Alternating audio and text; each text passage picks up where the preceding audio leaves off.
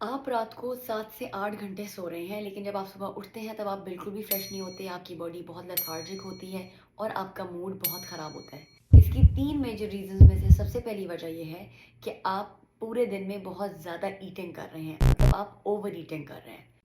Second very common reason is that you are not moving much, आपकी body एक जगह ही बैठी रहती है। थर्ड रीज़न इज़ दैट आपकी प्रॉपर डाइजेशन नहीं हो पा रही।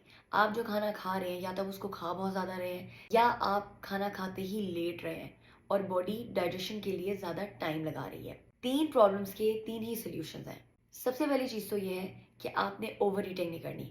आपने थोड़ा-थोड़ा करके दिन में 5 से 6 दफ़ा मील्स लेने हैं, लेकिन आपने उनमें से कोई भी मील ओवर ईट नहीं करना।